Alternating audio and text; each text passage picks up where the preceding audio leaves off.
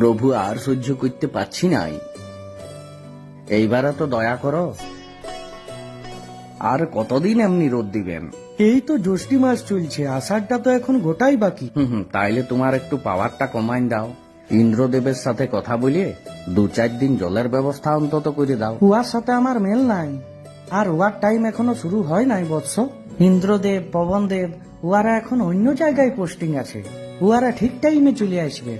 এখন চলে আইলে সিস্টেম গোলমাল হইতে পারে। কিন্তু প্রভু সিস্টেমের নামে আমাদের হুড়কা জাম হয়ে যাচ্ছে। ধৈর্য ধর পাগল, ধৈর্য ধর। এত রোদ দিছ যে বাহির বিধাইতে পারছি নাই। বাহির বিধাইলে মুখটো পড়া বাগইনের মতন হয়ে যাচ্ছে। কিচ্ছু করার নাই, তোরা পরিবেশ দূষণ করছিস, গাছ লাগার থেকে বেশি কাটিয়ে দিছিস। আমি কিন্তু গাছ লাগাইছি সূর্যদেব। ভালো কথা, কিন্তু দু একটা লোক গাছ লাগালে কি লাভটা হবে? আমি এই বছর 10টা আমের আঁটি পুঁতেছি। এই বর্ষাতেই সেইগুলাতে নতুন গাছ হবে। ওইটুকুতে কি হবে? অনেক গাছ লাগাইতে হবে, তবে যায় আমার রাগ ঠান্ডা হবে।